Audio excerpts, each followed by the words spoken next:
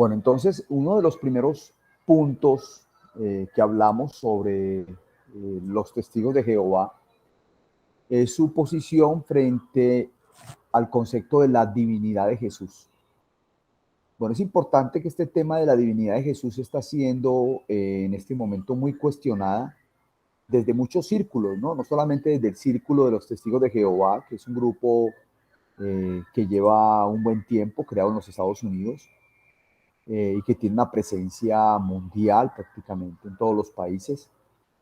Pero también muchos de los grupos llamados judaizantes, por así decirlo, también han estado abordando el tema de la naturaleza de Jesús y algunos aceptan que Jesús es Mesías, es el Salvador, pero no reconocen ninguna afiliación de él con Dios. Otros círculos consideran que Jesús es una creación de Dios. Parte de esto lo comparten los testigos de Jehová, que es un ser creado. Vimos por qué lo dicen por la palabra unigénito y la palabra primogénito, pero ya tuvimos la oportunidad de analizar esos pasajes a la luz de las lenguas originales y descubrimos que el énfasis de esos textos es más de la singularidad y exclusividad de Jesús. También tuvimos la oportunidad de abordar el tema de Jesús en el Antiguo Testamento, fue prácticamente la lección de la semana pasada.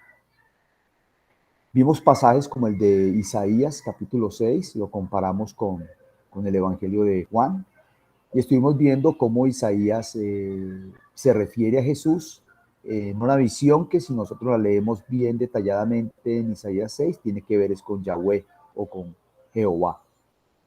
Isaías expresa al Señor Jesucristo, dice que vio la gloria de Jesús. Entonces, ¿a quién vio realmente Isaías? Pues estamos viendo que era el Señor Jesucristo.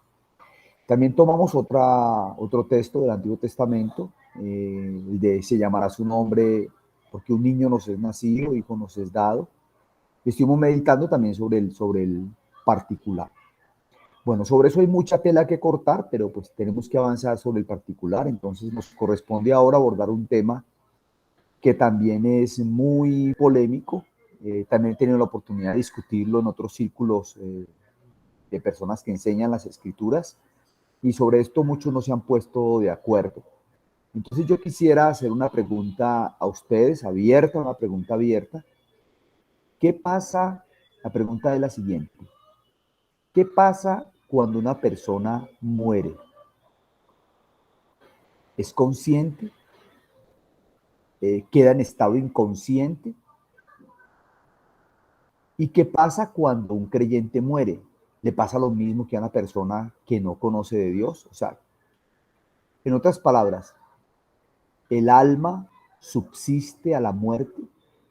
¿Es el alma inmortal?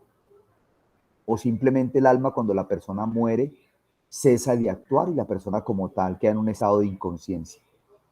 Entonces, quiero escucharles porque esto es muy importante para poder abordar este tema que es muy cuestionado por algunos estudiantes y teólogos en este tiempo, la inmortalidad del alma, el estado de conciencia de los muertos. Y para esto vamos a considerar algunos pasajes, pero entonces quisiera primero como escuchar sus apreciaciones. Bien pueden abrir su micrófono libremente y exponer. Ay.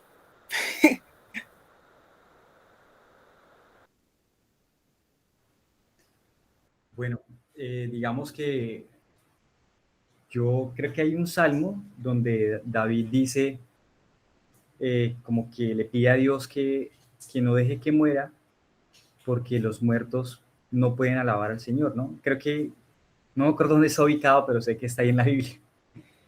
Pero yo pensaba entonces por eso que sí, que uno entraba en un estado de inconsciencia, ¿no? Pero también, digamos que meditando en la historia, que yo sé que es una parábola, pero algo, mucho de eso puede ser muy literal, y es lo que cuenta Jesús sobre Lázaro y el hombre rico, ¿no? Y donde el hombre rico, pues, evidentemente está consciente de su estado, y donde Lázaro también está consciente de su estado.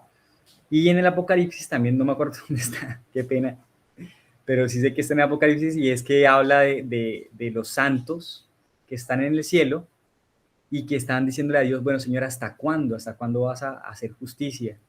Y el Señor le responde a ellos específicamente que hasta que se complete el número de los mártires, de los que murieron al igual que ellos. Entonces, esos, digamos que por lo menos esos dos pasajes me han llevado a mí a pensar que realmente uno sí está consciente, digamos, en el cielo, ¿no? Mientras viene el Señor por segunda vez y todo eso, o sea, que sí, que uno sí está consciente. Eso es lo que yo he pensado, aunque yo sé que obviamente uno es una parábola y el otro es un libro eh, bastante simbólico.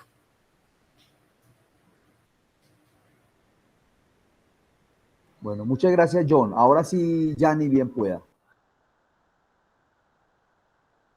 No, nada, yo también iba a hacer referencia a lo de Lázaro y el rico, pero bueno, digamos que yo sí tengo bastante embolatado y un hueco con respecto a, o sea, como al estado después de la muerte en cuanto a en dónde estaríamos. Yo lo que tengo así como de pronto de idea un poco es el tema del Seol y del Hades, pues mencionado también en la Biblia. Entonces, no sé, realmente no sé en qué estado. O sea, solo tengo esos dos, como que uno, como en muy, muy pasivo, no sé, esperando a la, sí, como tal, la resurrección, tomando en cuenta que Jesucristo fue sí, la primicia, sí, de los resucitados y que después pues, vamos a llegar al estado de la glorificación. Pero yo pensaría así como de pronto el creyente en el Seol y el no creyente en el Hades, no sé, o sea, tengo una idea vaga de eso. Y con respecto a si se es consciente o no, yo consideraría que sí, pero pensando también en Lázaro y el rico, en esa parábola.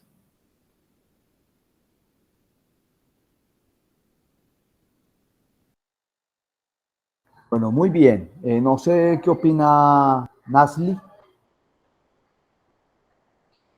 Bueno, profe, me quedé pensando en lo que decía John, en lo que decía Janice, pero también he escuchado en la palabra que dice que nosotros estaremos allí, pero que no habrá, no recordaremos nada. Entonces ahí sí como que estoy como Janice, como que quedé, ¿y aquí cómo es?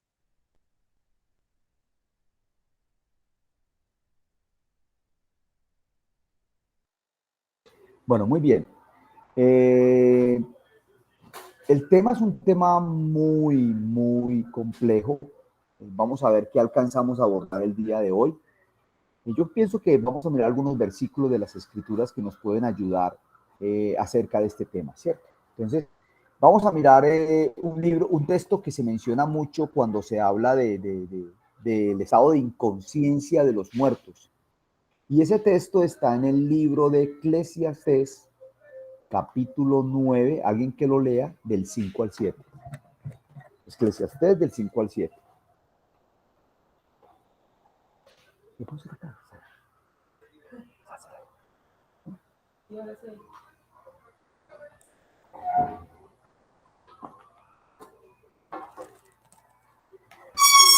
Amén. Bien pueda. Porque los que viven saben que han de morir, pero los muertos nada saben, ni tienen más recompensa. Su memoria cae en el olvido. También perecen su amor, su odio y su envidia, y ya nunca más tendrán parte en todo lo que se hace debajo del sol. Bueno, Anda, come, hasta el... dale, tranquilo, dale. Listo. ¿Hasta cuál, perdón? Dale, 9. ahí, tranquilo. Siga, John, tranquilo. Anda y come. Anda, come, sí, tu pan con gozo y bebe tu vino con alegre corazón, porque tus obras ya son agradables a Dios. Que en todo tiempo sean blancos tus vestidos y nunca te falte perfume sobre tu cabeza. Bueno, muy bien. Entonces, miren lo interesante de este versículo. Aquí vamos a aprender algo. Yo les quiero enseñar un método, y es el método inductivo para hacernos preguntas.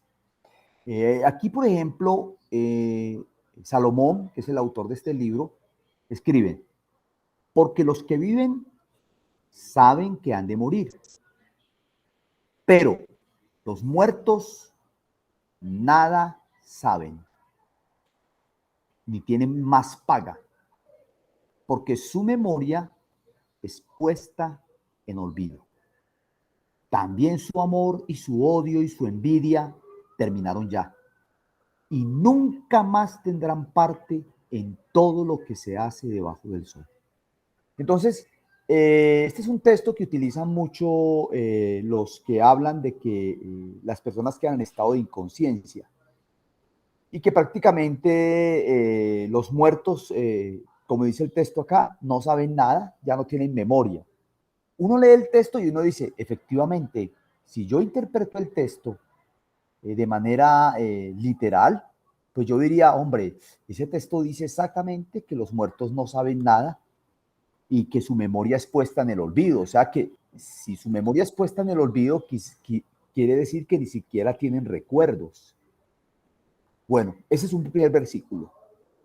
Hay algo muy importante en el estudio de las Escrituras y es comparar con otros pasajes, ¿cierto? Entonces, este es un primer versículo, que los muertos nada saben, pero también es muy importante saber en qué libro está este texto. Este texto está en el libro de Eclesiastés. ¿Quién lo escribió? Salomón. Pero si ustedes observan, en este libro hay una frase que se repite constantemente. Una es esta: vanidad de vanidades, todo es vanidad y aflicción de espíritu. Pero la segunda que se repite es la expresión que aparece en el versículo 6, la parte final. ¿Cómo es que dice el versículo 6, la parte final? Y nunca más tendrán parte en todo.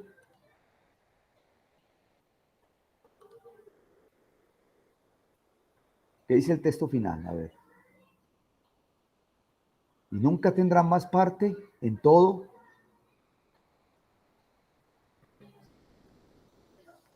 Lo que se hace debajo del sol. Eso. Entonces, John, vea, si usted busca esa frase en Eclesiastés, esa frase es clave. Porque uno a veces dice, bueno, ¿desde qué perspectiva está escribiendo Salomón este libro? Ese libro es muy pesimista. Incluso yo diría que tal vez de los libros más filosóficos de la Biblia es el libro de Eclesiastés. Es escrito por un hombre que lo tiene todo, a quien no le hace falta absolutamente nada, quien ha podido disfrutar de todo lo que el mundo le ofrece. Ese fue Salomón. ¿Cuántas esposas tuvo Salomón? Yo no recuerdo si el texto dice 300 esposas y 700 concubinas. No recuerdo exactamente cómo es el orden. Tuvo muchas mujeres, o sea, tuvo mujeres de todos los reinos. ¿Sí? Dice que en su época la plata era como las piedras. Dice que él, todo lo que quiso, imagínense, tenía tanto dinero que todo lo que él quiso lo compró. Uno a veces sueña con eso. Uy, Señor, qué bueno uno poder tener como darse sus lujos y tener. Pues Salomón fue un hombre a quien Dios le cumplió todos sus deseos. Pero qué interesante que al final de sus días, cuando escribe este libro del Eclesiastés, Salomón habla de un tono muy pesimista y empieza a describir su situación y dice: vanidad de vanidades. Todo es vanidad, todo es vacío. Eso significa la palabra vanidad. Y aflicción de espíritu. Pero lo interesante es esa frase final: debajo del sol. Debajo del sol. ¿Desde dónde está escribiendo Salomón y qué perspectiva está expresando? A ver, ¿qué querría decir para nosotros la palabra debajo del sol? ¿A qué se refiere Salomón?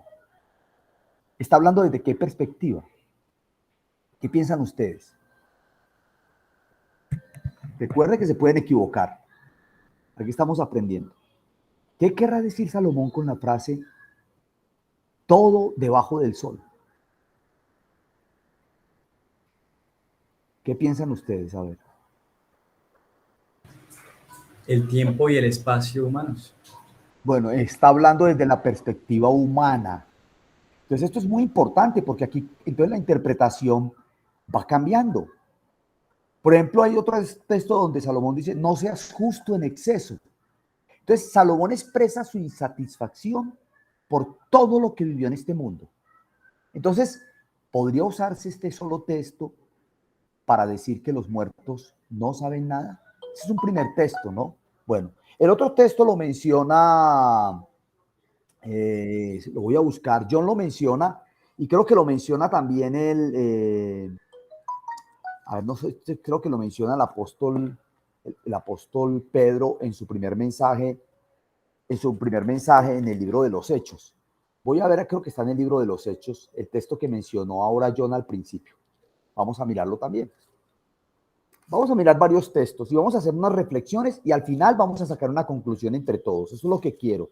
Que aprendan ustedes a interpretar por ustedes mismos también, ¿cierto? Que ustedes puedan ver los textos y decir, bueno, listo, aquí Salomón habla de que los muertos nada saben, pero ¿qué otros textos hay en las escrituras sobre el particular?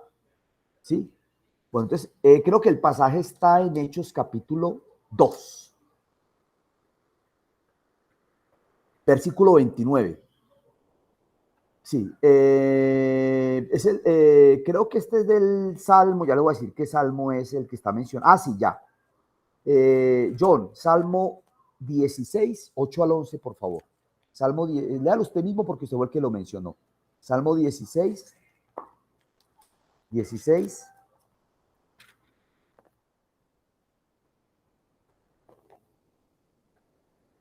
Todo el Salmo 16. No, del 8 al 11. Listo. Dice, al Señor he puesto continuamente delante de mí, porque está a mi diestra, permaneceré firme. Por tanto, mi corazón se alegra y mi alma se regocija, también mi carne morará segura, pues tú no abandonarás mi alma en el Seol, ni permitirás a tu santo ver corrupción. Y el 11. Me darás a conocer la senda de la vida, en tu presencia hay plenitud de gozo, a tu diestra deleites para siempre. Muy bien. Entonces, aquí hay otro pasaje donde el rey David, en oración, le dice al Señor que por favor no deje su alma en el Seol, que no permita que su cuerpo se corrompa. Pero entonces viene la pregunta, ¿por qué David hace una oración y una petición tan extraña? ¿Cómo así que su cuerpo no se corrompa? Luego, cuando las personas mueren, su cuerpo no se descompone. Y entonces resulta que Pedro, en el libro de los Hechos, cuando está hablando acerca de Jesús, en el libro de los Hechos, vuelve y hace esta referencia.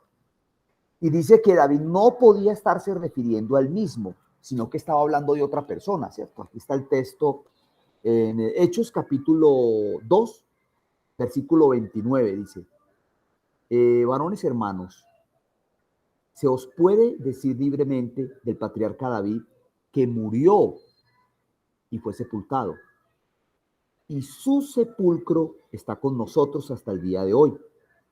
Pero como David era profeta, y sabiendo que con juramento Dios le había jurado que de su descendencia, en cuanto a la carne, levantaría al Mesías para que se sentase en su trono, viéndolo antes, habló de su resurrección, de la resurrección de Cristo, que su alma no fue dejada en el Hades, ni su carne vio corrupción. Oiga, entonces qué interesante. El alma de David fue dejada en el Hades y su cuerpo se descompuso. ¿El alma de Jesús fue dejada en el Hades? ¿Sí o no? ¿Qué dice el texto? ¿El alma de Jesús fue dejada en el Hades? No fue dejada en el Hades, no. ¿Y su cuerpo vio corrupción? No. Su cuerpo no se descompuso. ¿Sí ves? Entonces, este texto de David es algo que él estaba pidiendo al Señor, pero como él era un profeta, el apóstol Pedro está diciendo que David no estaba hablando de él mismo, estaba hablando del Mesías que el Señor había prometido que iba a levantar de su descendencia. Entonces, que su alma no vería, no sería dejada en el Hades, ni su cuerpo se descompondría. Y dice que viéndolo, yo leo la frase acá. Sabiendo que con juramento Dios le había jurado que de su descendencia en cuanto a la carne levantaría al Mesías para que se sentase en su trono, viéndolo antes, habló de la resurrección de Cristo. Habló de la resurrección de Cristo. viéndolo antes. Interesante ese texto, ¿no? Dale, ¿quién tiene pregunta ahí? John, bien pueda. Sí, profe, yo me refería era al Salmo 115, 17 y 18. Dice, Bueno, los citemos ese otro muertos salmo no también. alaban al Señor, ni ninguno de los Salmo que 100. descienden al silencio, pero nosotros bendecimos. Ah, sí, Salmo 115, 17 y 18. Dale. Léelo, bien pueda. Silencio. Dice, Pero sí. nosotros bendeciremos al Señor desde ahora y para siempre. Aleluya. Bueno, qué interesante lo que está hablando el salmista, ¿no? Dice, los muertos no te alabarán, o no alabarán los muertos allá, ni cuántos descienden al silencio, pero nosotros bendeciremos allá desde ahora y para siempre. Aleluya. Bueno, muy bien. Entonces, yo sé que aquí hay unos términos que explicar, pero no quiero hablar de ellos ahora en profundidad. Primero porque necesito documentarme un poco más sobre el tema para poder explicárselo de una manera más sencilla. Voy a solamente a usar unos textos y con esos textos vamos a sacar una conclusión. Bueno, está claro que David no estaba hablando de él cuando habló del Salmo 16. Y aquí en el Salmo 115 dice que los muertos no alaban a Dios y que los que descienden al silencio menos, pero nosotros bendeciremos allá. Y dice, desde ahora y para siempre, aleluya. Bueno, muy bien. ¿Quiénes son esos que bendecirán al Señor desde ahora y para siempre? Ese desde ahora y para siempre, ¿qué significa? ¿Significa más allá del espacio, del tiempo, más allá de la muerte? Esa es una pregunta que nos podríamos hacer frente al versículo. Pero vamos a dejarlo ahí porque yo quiero reunir varios textos y después hacer algunas preguntas. Bueno, entonces vamos a leer otra historia. Vamos a leer una historia que está en el Antiguo Testamento y después vamos a leer otra que está en el Nuevo Testamento. Entonces vamos a leer primero la del Antiguo. Ya les voy a decir dónde estoy, la estoy buscando aquí para darles el texto correcto. Listo. Primera de Samuel 28. ¿Listo? Vámonos todos para Primera de Samuel 28. Ya los voy a poner en contexto para que podamos entender la historia, ¿no?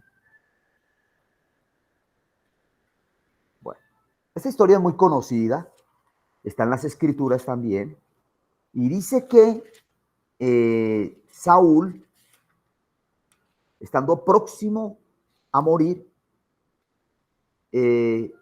estaba muy angustiado y quería buscar una respuesta. Ya Samuel había muerto.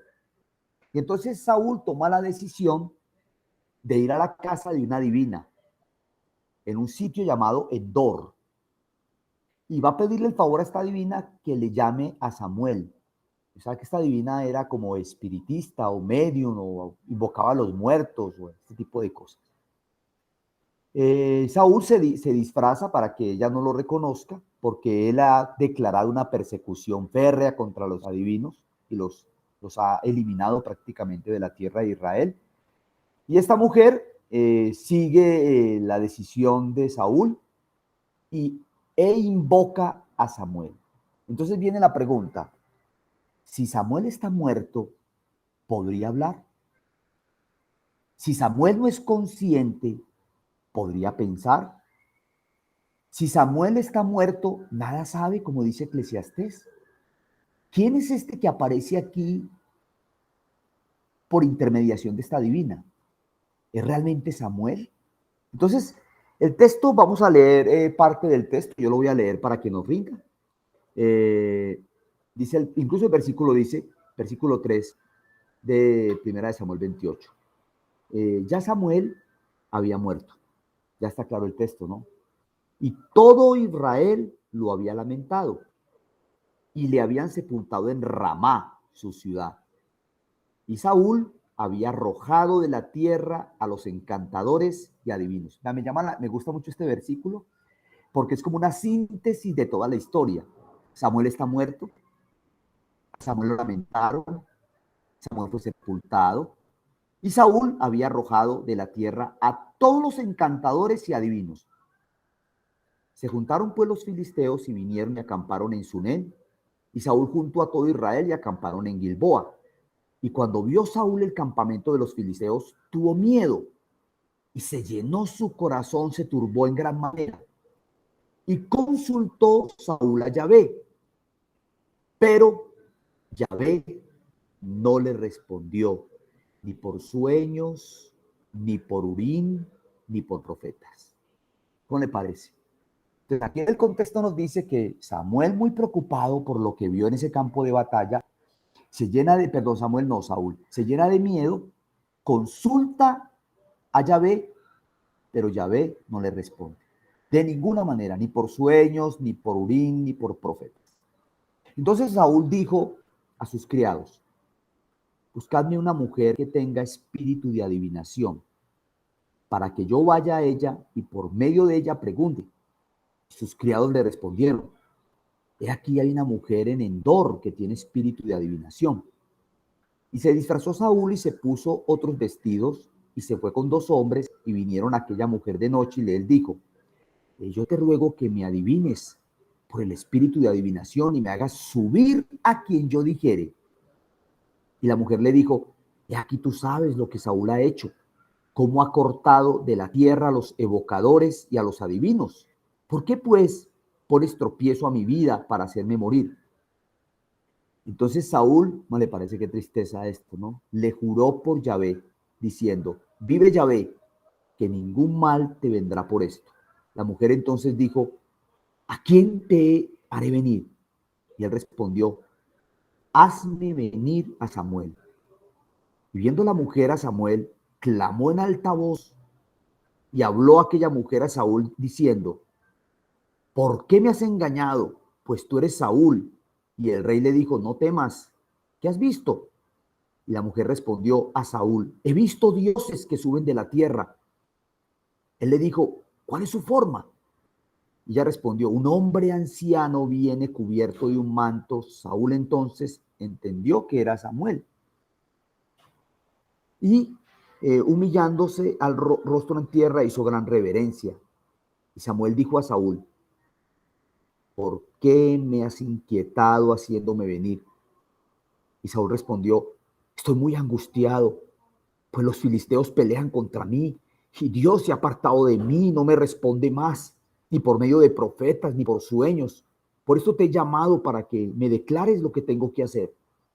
Entonces Samuel le dijo, ¿y para qué me preguntas a mí? Si Yahvé se ha apartado de ti, es tu enemigo. Yahvé te ha hecho como dijo, por medio de mí, pues Yahvé ha quitado el reino de tu mano y lo ha dado a tu compañero David. Como tú no obedeciste a la voz de Yahvé, ni cumpliste el ardor de su ira contra Amalec, por eso Yahvé te ha hecho esto. Y Yahvé entregará a Israel también contigo en manos de los filisteos. Y mañana estaréis conmigo, tú y tus hijos. Y Yahvé entregará también al ejército de Israel en manos de los filisteos. Entonces Saúl cayó en tierra, cuán grande era, y tuvo gran temor por las palabras de Samuel, y estaba sin fuerzas, porque en todo aquel día y aquella noche no había comido pan. Entonces la mujer vino a Saúl, y viéndolo turbado en gran manera, le dijo, he aquí que tu sierva ha obedecido a tu voz, y ha arriesgado mi vida, y he oído las palabras que tú me has dicho. Te ruego pues que tú también oigas la voz de tu sierva. Pondré yo delante de ti un bocado de pan para que comas, a fin de que cobres fuerza y sigas tu camino. Y él rehusó diciendo, no comeré. Pero porfiaron con él sus siervos y juntamente con la mujer, y él los obedeció, se levantó pues del suelo y se sentó sobre una cama. Y aquella mujer tenía en su casa un ternero engordado, el cual mató luego, y tomó harina y la amasó y coció de ella pan sin levadura y lo trajo delante de Saúl y de sus siervos, y después de haber comido se levantaron y se fueron aquella noche. Bueno, entonces mire, esta historia que está en el Antiguo Testamento, ¿qué nos dice acerca de lo que dice Eclesiastés de que los muertos nada saben? ¿Qué conclusiones sacan ustedes después de leer esta historia? Les escucho. Pues según la historia, en la palabra, sí sabían, porque Samuel sabía que era lo que iba a acontecer con Saúl de todas maneras. Sí sabían Bueno, las cosas. sí sabía las cosas. ¿Qué dice Yanni? Pues es que a mí me parece un poco raro, o sea, yo lo vería de dos aspectos, es como pues lo que le responde es, o sea, viene en sí como dentro de la lógica y de lo que antes le había dicho, o sea, pero por otro lado él fue a consultar una medium, entonces pues yo pensaría así por decir cualquier cosa que puede ser también algo así tipo, no sé, espiritismo, qué sé yo, pero o sea, poniéndolas de ambas perspectivas también, o sea, así como que me queda un poco la duda, porque ya él había como agotado todos los recursos, pues, y ya él era consciente de que no había profeta y que Dios no le iba a hablar y que ya se había cerrado todo, ¿sí? Para él, entonces, pues ya él se va como al otro extremo. Entonces, pues, no sé, esas dos posibilidades yo planteo. Bueno, ¿qué dice John?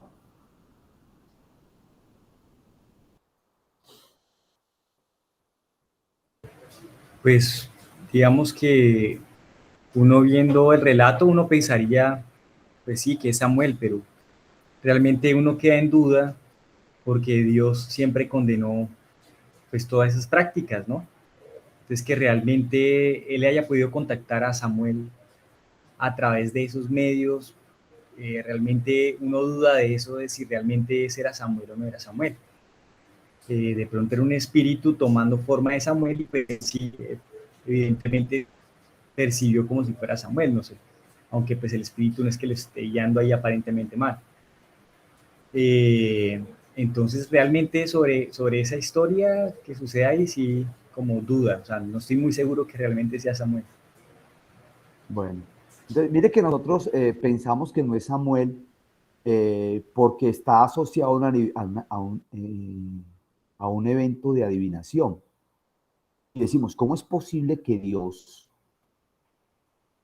utilice o permita que una medium o una divina traiga a Samuel? Pero si ustedes observen que la divina no alcanza ni a invocar. Ella dice que Saúl ha quitado de la tierra a los evocadores de los divinos. ¿Sí? Ella es prácticamente una espiritista, una medium. Pero mire que cuando ella todavía no ha dicho nada, dice, la mujer entonces dijo, ¿a quién te haré venir? Y él respondió, hazme venir a Samuel. Y viendo la mujer a Samuel, clamó en alta voz y habló aquella mujer a Saúl diciendo, bueno, aquí hay algo muy importante. Cuando una medium habla, según lo que conocemos nosotros, el espíritu toma control de ella y habla a través de ella. Pero aquí el texto en ningún momento dice que Samuel habló a través de la mujer. Ella percibe quién viene, Saúl reconoce quién es y empieza un diálogo no empieza un diálogo, Samuel le expone a Saúl su condición. Bueno, esto suena raro, lo podría pensar, pero siempre hay que considerar otros textos bíblicos para ir aclarando la historia. Ustedes recuerdan que había una mujer que en una ciudad donde Pablo estaba tenía espíritu de adivinación y era usada como una fuente de riqueza para unos hombres, la explotaban porque ella adivinaba las cosas. Y la pregunta que yo les hago es, ¿era certera en su adivinación o no era certera la divina que le adivinaba a Pablo, que los persiguió por mucho tiempo a Pablo, y no recuerdo a Pablo y a Silas, diciendo que ellos eran hombres de Dios y que predicaban en nombre de Dios? ¿Quién recuerda esa historia? ¿Sí la recuerdan o no? Yo no. Sí, Bueno, señor. bueno, vamos a ver dónde está. Aquí la estoy buscando, lo que pasa es que no recuerdo bien. Creo que es, espérate, que yo estoy buscando aquí a Pablo, creo que es Pablo, la iglesia en Antioquía. Ya vamos a mirar. Déjame, yo lo busco, donde Pablo está hablando de esta mujer adivina que les fastidió el tiempo. Bueno, déjame, yo la busco acá, déjame, yo lo busco aquí en Google, ¿sí? Y aquí es más fácil buscarlo. Muy bien. Sí, Hechos 16, 16 al 24. ¿Quién lo lee, por favor? Hechos 16, 16 al 24. Por favor, no que lo lea.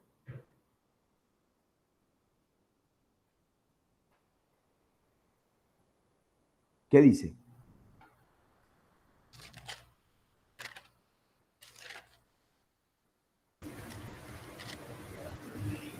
Aconteció que mientras íbamos a la oración, nos salió al encuentro una muchacha que tenía espíritu de adivinación, la cual daba gran ganancia a sus amos, adivinando. Esta, siguiendo a Pablo y a nosotros, gritaba: Esos hombres son siervos del Dios Altísimo. Ellos os anuncian el camino de salvación. Esto lo hizo por muchos días hasta que, desagradando a Pablo, se volvió él y dijo al espíritu: Te mando en el nombre de Jesucristo que salgas de ella. Y salió en aquella misma hora. Pero al ver sus amos que había salido la esperanza de su ganancia, prendieron a Pablo y a Silas y los trajeron al foro ante las autoridades. Los presentaron a los magistrados y dijeron: Estos hombres, siendo judíos, alborotan nuestra ciudad y enseñan costumbres que no nos es lícito recibir ni hacer, pues somos romanos. Entonces se agolpó el pueblo contra ellos y los magistrados, rasgándoles las ropas, ordenaron azotarlos con varas. Después de haberlos azotado mucho, los echaron en la cárcel, mandando al carcelero que los guardaran con seguridad, el cual, al recibir esta orden, los metió en el calabozo de más adentro y les aseguró los pies en el cepo. La pregunta que les voy a hacer es la siguiente. ¿Dijo este espíritu de adivinación verdad o mentira?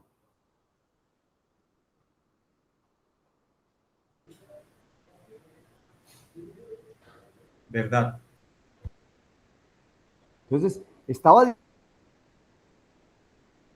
diciendo algo que era verdadero. Estaba diciendo que estos primero, léame el versículo exacto donde sale la mujer, ¿qué es lo que dice ella? Espérate un momentico, es que quiero buscar, regálame en el texto que a mí se me embolató aquí en la Hechos 16, ¿qué? Perdón. ¿Tú qué lo leíste, 16. John? ¿16 qué? ¿16? Sí, salió una mujer, ahí está, 16, que tenía 16. espíritu de adivinación, correcto. Estos hombres son siervos de Dios, ¿eso es verdad? Sí.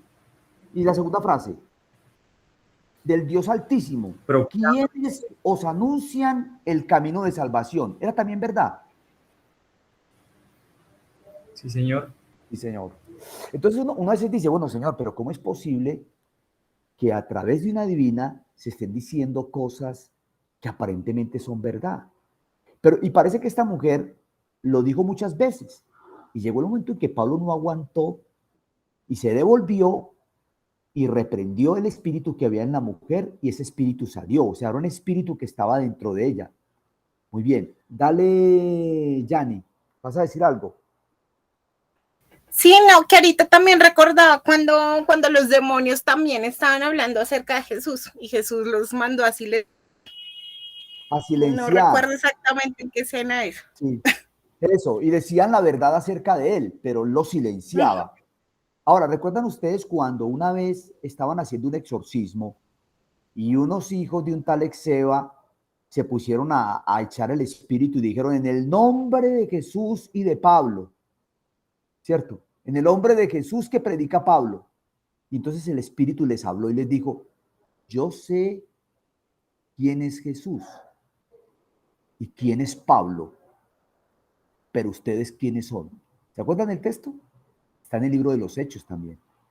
Entonces, aquí es cuando uno empieza a pensar, bueno, estas situaciones tan complejas, o sea, este mundo espiritual parece que tiene cosas que de pronto uno no comprende bien. Voy a dar otro tercer ejemplo.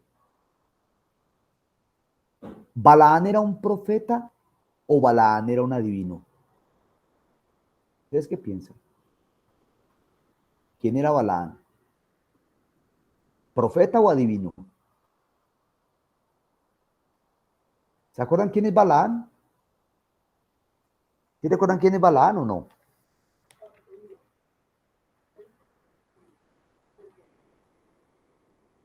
Examen. ¿Es el de la burra? No. Ese es el de la burra, el de la burrada, pero sí es el de la burra. Es el de la burra. Bueno, entonces, esa historia la tienen que leer ustedes despaciecito en el capítulo 22, 23 y 24 de Números. Tienen que leerla muy bien. Yo tuve la oportunidad de seguir la historia desde este relato hasta Apocalipsis, que también se menciona a Balaam. Resulta que un rey, Balac, manda a llamar a Balaam, que es un adivino, y le dice que por favor maldiga a Israel y que él le va a ofrecer una buena posición económica. Balaam consulta a Yahvé y Yahvé le contesta. Y yo sé que para nosotros como creyentes dice, bueno, pero ¿cómo es posible que esta escena relate que Dios le contesta a un adivino? Y le dice que no vaya. Pero vuelven otra vez y le mandan otra comisión, le ofrecen otras cosas y Balaam vuelve, consulta a Dios y Dios le dice, vaya, pero usted va a decir lo que yo le diga. Y después cuenta el relato que él va con su burra y hay un ángel con una espada que va a matar a Balaam. Y resulta que la burra ve el ángel, pero Balaam no lo ve. Y la burra lo guarda prácticamente de la muerte. Después Balaam empieza a hacer sus sortilegios, porque él lo dice, si usted lee bien la historia, él va a decir cosas bien interesantes. A ver, yo me recuerdo por acá un versículo, a ver dónde él habla de esto. Ah, sí. Por ejemplo, miren lo que dice Balaam en el capítulo 23, el versículo 23, por favor, ¿quién lo lee? Él va a maldecir a Israel. Y lo llevan a un monte y después lo llevan a otro monte y después lo llevan a otro monte para que maldiga a toda la nación de Israel.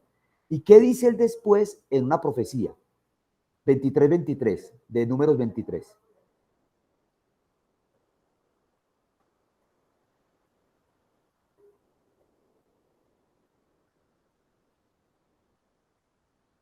¿Quién lo lee, por favor?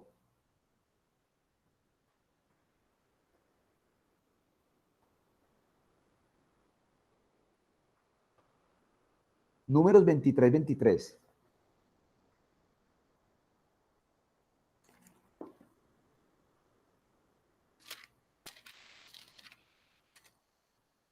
Alguien que lo lea, por favor.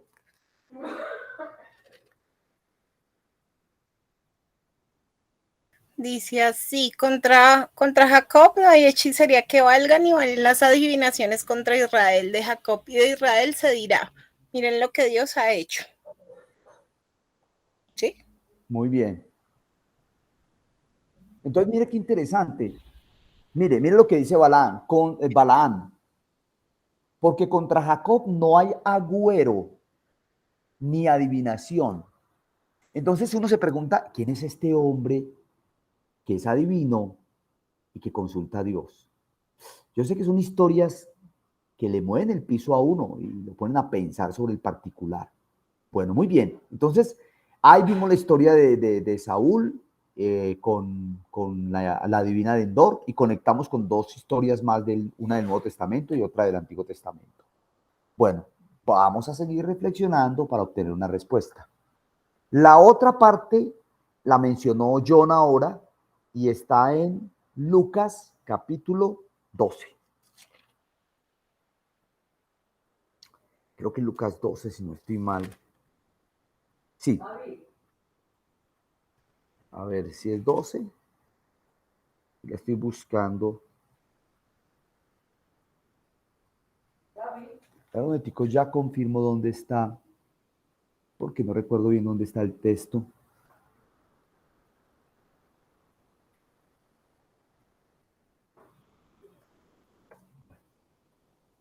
Lucas 16. Lucas 16, ¿listo? 19. Bueno. ¿Están escuchando ahí todos?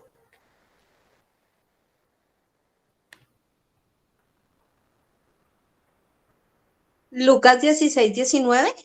Sí. Este relato, John dijo algo ahora.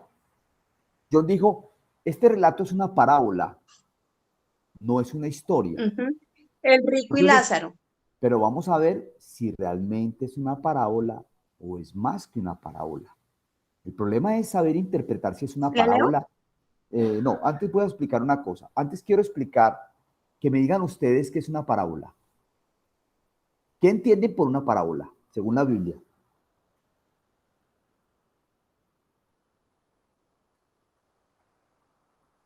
Son ¿Qué es como una una parábola? especie de historia, como una especie de historias, pero que llevan un mensaje, una Bueno, enseñanza. pero le hago una pregunta. ¿Están las parábolas basadas en hechos reales? Sí, señor.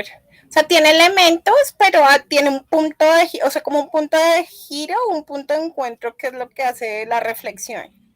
Bueno, entonces, las parábolas dice aquí en una definición, son figuras de comparación, entendidas que a menudo utilizan historias cortas para enseñar una verdad o responden a una pregunta. El reino de los cielos es como un hombre, el reino de los cielos, y les contó una parábola. Bueno, por ejemplo, la parábola del hijo pródigo, la parábola de la oveja perdida, la parábola del buen samaritano. Pero aquí encontramos algo muy interesante. Quiero que observen lo siguiente. Dice, el Señor viene a hablar de parábolas. Ha hablado de parábolas atrás, parábola del mayordomo infiel. Dijo también a sus discípulos, había un hombre rico que tenía un mayordomo y este fue acusado ante él como disipador de sus bienes. Y cuenta una historia. Y después aparece el siguiente relato, es en el versículo 19. Entonces vamos a escuchar unos detalles interesantes. Primero, observen la frase. Había un hombre rico, muy parecido a la primera, ¿no? Había un hombre rico que tenía un mayordomo. Aquí dice, había un hombre rico que se vestía de púrpura y de lino fino y hacía cada día banquete con esplendidez. Había también un mendigo llamado Lázaro, que estaba echado a la puerta de aquel lleno de llagas. Y Lázaro ansiaba saciarse de las migajas que caían de la mesa del rico, y aún los perros venían y le lamían las llagas. Aconteció que murió el mendigo y fue llevado por los ángeles al seno de Abraham, y murió también el rico y fue sepultado. Y en el Hades alzó sus ojos, estando en tormentos, y vio de lejos a Abraham y a Lázaro en su seno. Entonces él, dando voces, dijo, Padre Abraham, ten misericordia de mí y envía a Lázaro para que moje la punta de su dedo en agua y refresque mi lengua, porque estoy atormentado en esta llama. Pero Abraham le dijo, hijo, acuérdate que recibiste tus bienes en tu vida y Lázaro también males. Pero ahora Lázaro está siendo consolado aquí y tú atormentado. Además de todo esto, una gran cima está puesta entre nosotros y vosotros, de manera que los que quisieran pasar de aquí a vosotros no pueden, ni de allá para acá. Entonces le dijo, te ruego pues, padre, que lo envíes a casa de mi padre, porque tengo 5 hermanos, para que les testifique, a fin de que no vengan ellos también a este lugar de tormento. Y Abraham le dijo, a Moisés y a los profetas tienen, óiganlos. Él entonces dijo, no, padre Abraham, pero si alguno fuere a ellos de entre los muertos, se arrepentirán. Mas Abraham le dijo, si no oyen a Moisés y a los profetas, tampoco se persuadirán, aunque alguno se levantare de los muertos. Bueno, muy bien. Aquí está la famosa historia del rico y Lázaro. ¿Qué diferencia hay entre este relato y una parábola? Yo encuentro un primer detalle muy interesante. A ver, ¿qué encuentran ustedes? ¿Qué usa el Señor aquí en supuestamente en esta parábola? ¿Qué detalle encuentran diferente? Abraham. Bueno, menciona nombres propios, ¿sí o no? Primero, del rico no sabemos el nombre, pero ¿cómo se llamaba el mendigo? Lázaro. Lázaro, o sea que se menciona el nombre de Lázaro. Se menciona el nombre de Abraham. Se menciona el nombre de Moisés. Se menciona el nombre de los profetas. Incluso se habla de los ángeles. Entonces, observen ustedes que hay unos detalles muy interesantes. En ninguna de las parábolas del Señor se mencionan nombres propios. En ninguna. porque es que la parábola tiene como fin comparar algo. El reino de los cielos es como una perla. El reino de los cielos es como un mayordomo que tal cosa. El reino de los cielos es una comparación. Pero si ustedes observan acá, en ningún momento el texto dice que es una parábola. El Señor está contando un relato y está hablando con nombres propios. Y le hago una pregunta, ¿estaría el Señor usando en parábola palabras como Abraham, Moisés, los ángeles, Lázaro? Y habla de esa enorme cima que hay en el lugar del consuelo. Entonces la pregunta ¿es esto una parábola o es esto una historia? ¿Está hablándonos Jesús de una comparación o está mencionando ya no una comparación, sino un hecho con detalles? Ahí está lo que quiero preguntarles a ustedes. ¿Qué opinan? ¿Es una parábola o es una historia?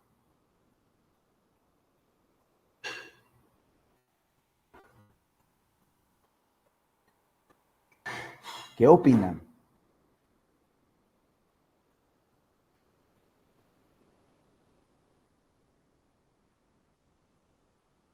Sí, tiene más pinta de una historia real, un O relato de la sea, vida real.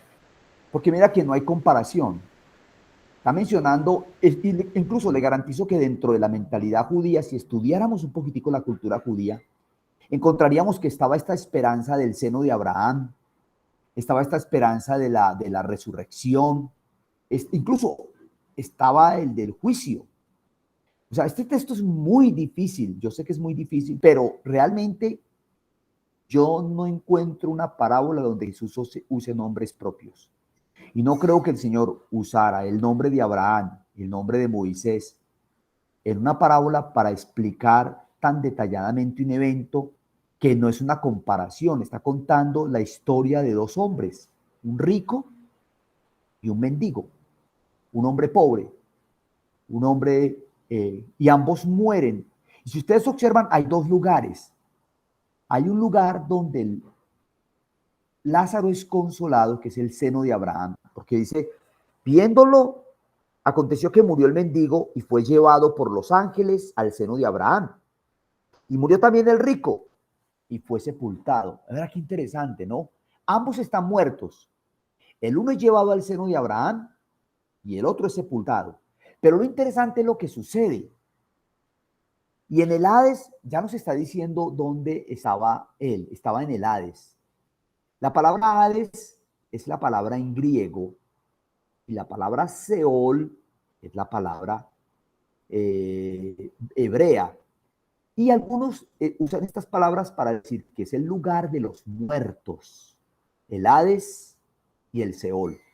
Bueno, listo. Esos son los textos. Después tendríamos que estudiar bien las palabras, pero no me voy a detener ahora, porque lo que me interesa es ver el relato. Pregunta. La pregunta que le voy a hacer es la siguiente. ¿Estaba el rico consciente de lo que le estaba pasando? ¿Sí o no? Sí. ¿Por qué sabemos que estaba consciente? A ver, primero, ¿de qué es consciente? ¿Qué le está pasando a este rico? A ver, ¿de qué es consciente? ¿Qué es lo que él ve? ¿Qué es lo que dice el texto en De el que está versículo? sufriendo. Está sufriendo. ¿Y cómo está el otro? ¿Él Sí, alcanza a ver lo que le está pasando a Lázaro? ¿O no? ¿Él sí, puede comparar su situación con la de Lázaro? sí. Sí. Él de lejos dice que viéndolo, y fue llevado por los ángeles al seno de Abraham y murió también el rico. Y en el Hades alzó sus ojos. La pregunta mía es, ¿cuáles ojos? Si estaba muerto y su cuerpo había quedado en el sepulcro. ¿Qué está viendo este muerto? ¿En cómo lo está viendo? Alzando sus ojos, estando en tormentos, vio de lejos a Abraham y Lázaro en su seno.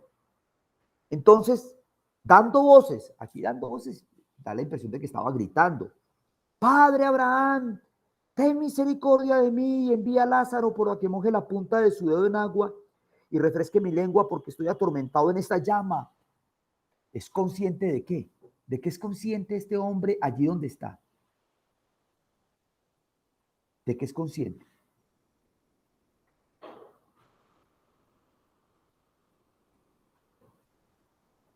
¿De qué es consciente este hombre que está allí? ¿O no es consciente?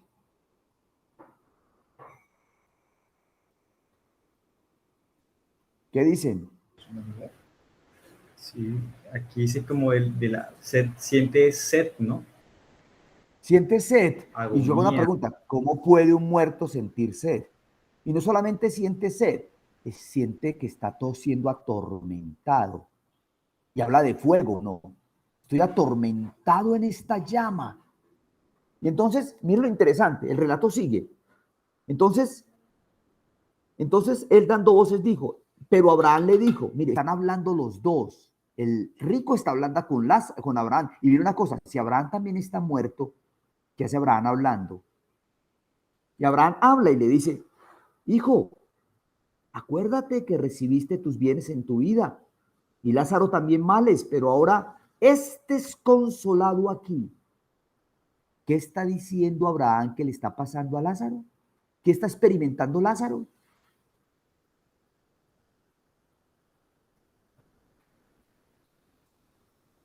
¿Qué está experimentando Lázaro?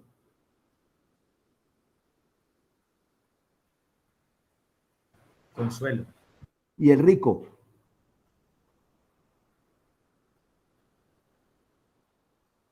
¿Y el rico qué está experimentando? Síganme en la lectura y me van ayudando con las respuestas porque yo quiero que ustedes interpreten el texto conmigo. ¿Qué más? Dice agonía, ¿no? Estoy en agonía en esta llama. Estoy en agonía. Entonces la pregunta es, ¿cómo puede un muerto que nada sabe ver lo que le está pasando a otro que no está en la condición de él, comparar las condiciones de ambos, hablar con Abraham y experimentar emociones y decirle estoy en agonía, estoy sufriendo? Incluso observen lo siguiente, si los muertos nada saben, ¿de qué se acordó el rico? ¿De quién se acordó? Después de quién se acuerda, a ver. Si los muertos nada saben y no hay memoria, ¿de qué se acordó el rico? Cuando Abraham le dice que no es posible. ¿Ah? La condición espiritual de sus hermanos, de su familia. Eso. Está pensando.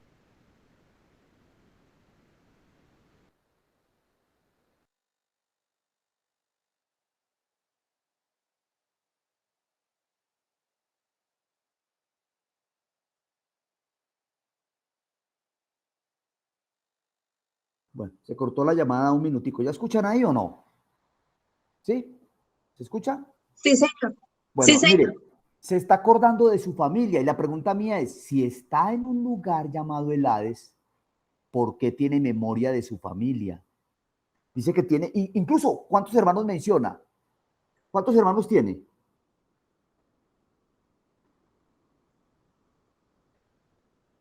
¿Cuántos hermanos tiene el rico? Versículo 28.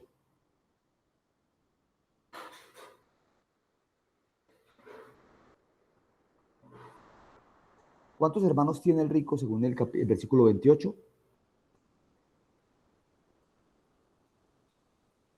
Ahí está Nasli, por favor, ayúdenme a contestar, por favor. John.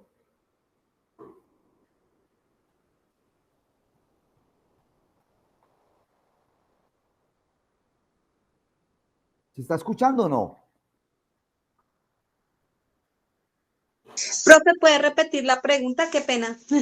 ¿Cuántos hermanos tiene el rico? ¿Cuántos hermanos sabe el rico que están en la tierra? ¿Cuántos? 5 hermanos. 5 hermanos. ¿Y qué es lo que quiere el rico que hagan con los hermanos? ¿Qué él está pidiendo a Abraham? Que deje ir a Lázaro a que le diga a sus hermanos, que él viéndolo que está resucitado, pues que él habiendo muerto podían creerle sus hermanos pues del Hades, O ¿no? sea, que si De la Lázaro, muerte. si le mandaba a Lázaro de entre los muertos, o sea, resucitado, iba y le compartía a sus hermanos, tal vez sus hermanos iban a creer, pero Abraham le dice, no, señor, a Moisés y a los profetas tienen que escuchen a ellos. Y entonces el rico le dice, no, padre Abraham, pero si alguno fuere a ellos de entre los muertos se arrepentirán. Y Abraham le dijo, si no escuchan, a Moisés y a los profetas, tampoco se persuadirán, aunque alguno se levantare de los muertos. Oiga, qué tremendo. ¿Es esto una parábola o es esto una historia? Ese es el dilema a la hora de interpretar este pasaje. Para mí no es una parábola. Desde mi punto de vista es una historia contada por el Señor Jesús de un incidente que él conoce y trae el relato y nos lo cuenta con detalles. Incluso lo toma para ilustrar lo que va a pasar con él. Porque Jesús también resucitó de los muertos, pero habiendo resucitado de los muertos, la humanidad ha creído en él. Los judíos han creído en él, ¿no? Entonces, pregunta, ¿los muertos nada saben o los muertos sí saben?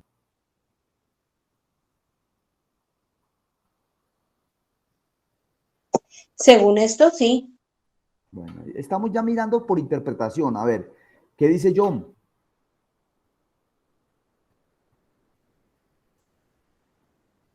Lo que quieren es otra cosa. Como ¿Cómo? acá que el rico le pide que Lázaro venga y le hable a sus hermanos, que es lo que un poco lo que quieren los católicos, ¿no? Que la mamá muerta, el papá muerto, pues pueden cuidarlo a uno y contestarle oraciones y todo eso. Correcto, pero eso no va a pasar. Pero mire que sí hubo uno que vino de entre los muertos. ¿Quién fue el que sí vino entre los muertos y le habló a la humanidad?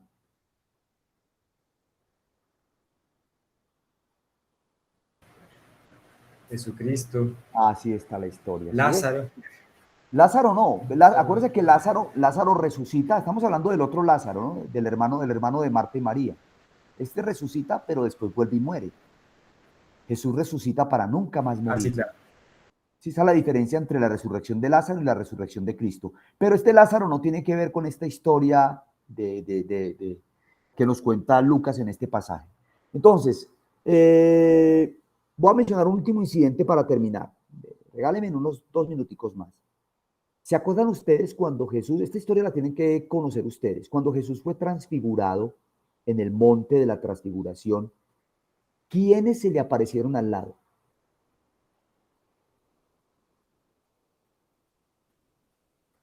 Moisés y Elías. Eso. Pregunta, Elías no estaba muerto, porque Elías se lo llevó el Señor.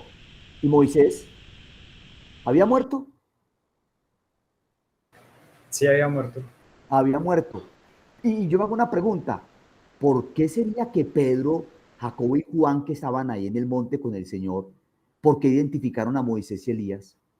¿Por qué los identificaron? Porque ellos claramente, usted se imagina lo que pudo haber sentido Pedro cuando vio en esa transfiguración que aparecieron al lado del Señor Moisés y Elías. Para un judío, ¿qué significaba eso? Que Moisés y Elías estuvieron ahí con Jesús. ¿Y ustedes recuerdan qué estaba pasando? Porque ellos aparecieron y de qué hablaron con Jesús. ¿Quién recuerda de qué hablaban? ¿Quién recuerda esa historia? Digamos que la conclusión un poco era para que, o sea, como de que siguieran lo que Jesús decía. O sea, Muy como bien. síganlo a él, como sigan la instrucción de él. Correcto. Esa es la conclusión. Eso es lo que el dice el referente Padre. era así, Moisés y Elías. Ajá. Correcto. Pero la pregunta mía es, ¿ustedes saben que esos tres estaban hablando? ¿Usted sabía que estaban hablando los tres? Ay, no recuerdo. ¿No recuerdan? No recuerdo. No, ahorita se me escapa. Bueno, entonces, por eso les digo, es tan importante el estudio de las Escrituras, porque cuando la Biblia queda en mi mente, el Espíritu Santo me recuerda el detalle. Yo voy a tratar de mirar los detalles. Aquí la estoy mirando en el libro de Lucas. Sí, listo. Pero está claro, dice, y Pedro y los que estaban con él estaban rendidos de sueño, mas permanecieron despiertos. Vieron la gloria de Jesús y a los 2 varones que estaban con él. He aquí 2 varones que hablaban con él, 2 varones que hablaban con él, los cuales, ya aquí es el versículo, póngale pues cuidado, vamos a leer el libro de Lucas, por favor, cuando uno lee la Biblia tiene que leerla al detalle, para que no se le escapen los detalles, porque los detalles son importantes. Entonces, vamos a leer Lucas capítulo 9. Y yo voy a leer desde el versículo 28. Les voy a hacer preguntas. Ya vamos a terminar. Pónganle cuidado. Aconteció como 8 días después de estas palabras que tomó a Pedro, a Juan y a Jacobo, y Jesús subió al monte a orar. Y entre tanto que Jesús oraba, la apariencia de su rostro se hizo otra y su vestido blanco y resplandeciente. Y aquí, me están siguiendo con la historia, 2 varones que hablaban con él, los cuales eran Moisés y Elías. Pregunta, ¿qué estaban haciendo estos 2 varones con Jesús? ¿Qué estaban haciendo?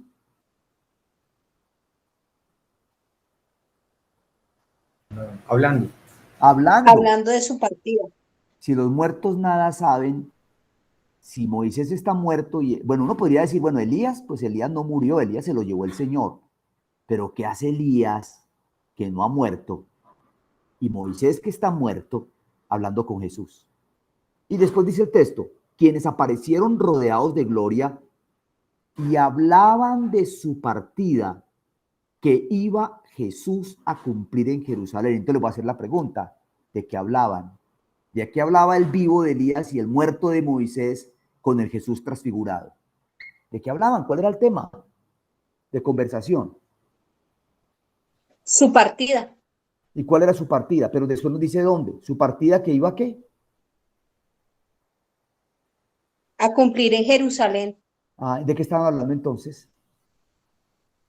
¿Cuál era el tema? Lo que iba a pasar. Su muerte. Su muerte. Incluso la palabra partida aquí en el original es éxodo. Su partida, su éxodo. Entonces les hago la pregunta, ¿los muertos nada saben? ¿Los muertos hablan? ¿Los muertos sienten? ¿Los muertos piensan? Y voy a terminar con un versículo ya para dejar ahí. Cuando Pablo está hablando a los corintios, creo que él les dice, hermanos, y en ambas cosas estoy puesto en estrecho, teniendo deseos de morir. ¿Y qué dice la otra parte? Deseos de morir. ¿Y qué más? ¿Quién le cuenta la parte del versículo que sigue? Hermanos, teniendo deseos de morir y estar con Cristo, lo cual es muchísimo mejor. Entonces, hermanos, eso nos dice a nosotros que Pablo hablaba de su vida y de su muerte y decía, vea, si por causa del evangelio yo tengo que permanecer vivo, pues listo, pero yo tengo deseos de partir y estar con Cristo, lo cual es muchísimo mejor. Dale, John. Profe, también hay un versículo que es Mateo 22, 32, que dice, yo soy el Dios de Abraham y el Dios de Isaac y el Dios de Jacob. Él no es Dios de muertos, sino de vivos. Pues creo que bueno. todos los hijos de Dios, Dios no los considera muertos, sino vivos. No vivos. Entonces, a ver, ya ustedes pueden ir sacando sus propias conclusiones. Después de haber visto todos estos pasajes, ¿qué conclusión sacan ustedes después de haber escuchado estos relatos?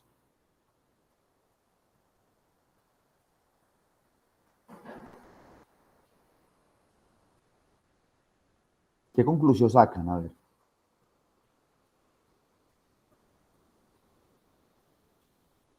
Yani, o Nasli, o John.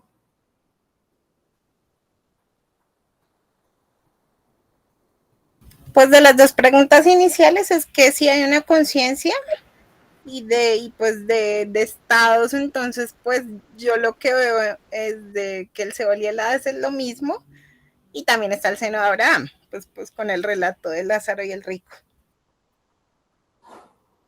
Bueno, muy Pues, bien. Después hablaremos las bien 2 de... preguntas iniciales. Correcto. O sea, hay conciencia. ¿Qué dice Nasli? Nasli, si Sí, estás ahí, profe, que hay conciencia. hay conciencia. Bueno, John, entonces mira lo interesante de seguir varios textos en la Biblia. O sea, eso es lo que un hermano llamaba llamar los testigos. no tome el testimonio de un solo testigo. La Biblia dice, en boca de 2 o 3 testigos conste toda palabra. Llamamos al primer testigo, Eclesiastés, y dijo, los muertos no saben nada. Pero llamamos a otro testigo, la historia del rico Lázaro, el relato de Samuel, el relato de la transfiguración, las palabras de Pablo. Entonces encontramos varios testigos que nos van diciendo que los muertos son conscientes, que los muertos pueden pensar, que los muertos pueden recordar, que los muertos pueden estar pensando en su familia que está aquí en la tierra. Tremendo, ¿cierto? Tremendo, tremendo esos pasajes. Y que los espíritus tienen un conocimiento, que los espíritus incluso que no siguen a Dios, tienen un conocimiento de cosas que están ahí, que ellos saben que están ahí. Los demonios que estaban en ese hombre dijeron, sabemos quién es Jesús y sabemos quién es Pablo, pero ustedes quiénes son. Pablo era conocido por los espíritus. Sabían quién era Pablo. Tremendo. Son expresiones que nos ponen a pensar mucho en el mundo espiritual también, pero esto está bajo el control de Dios.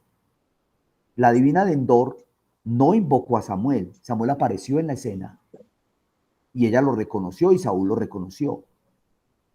Balaán, que era un adivino, quiso maldecir a Israel y no pudo, porque Dios lo usó para bendecir a Israel. Entonces, yo sé que son historias un poquitico difíciles de comprender, porque uno dice, ¿cómo puede Dios? ¿Cómo puede Dios? ¿Cómo puede Dios?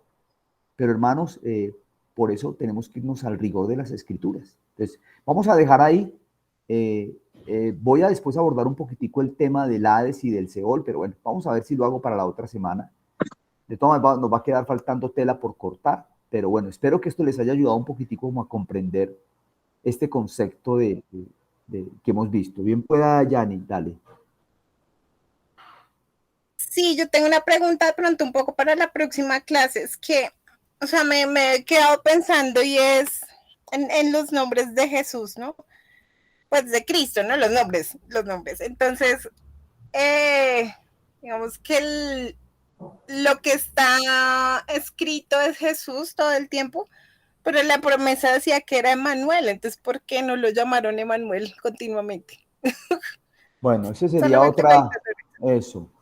De pronto eso lo hablaríamos, bueno, hacemos con una pregunta extra como para contestar porque estaría fuera del contexto que estamos hablando, pero bueno, es una buena pregunta, en otro momento la vamos a abordar. Entonces, por ahora, conclusiones. El texto de Eclesiastés nos habla de una perspectiva debajo de la tierra, pero los otros textos nos hablan de una perspectiva por encima de la tierra, una perspectiva diferente. Sí. ¿Sí? No nos habla desde la tierra, debajo del sol, nos habla ya desde el plano espiritual. Y nos deja muy claro que los muertos sí saben, que los muertos recuerdan, que los muertos son conscientes. Tremendo esto, ¿cierto? Tremendo porque entonces esto habla de un tema que es la inmortalidad del alma, pero yo pienso que esto ameritaría una segunda charla. Entonces vamos a dejarla ahí, vamos a hacer una oración y terminamos ahí. La semana entrante espero que podamos abordar la última parte. Gracias por su paciencia.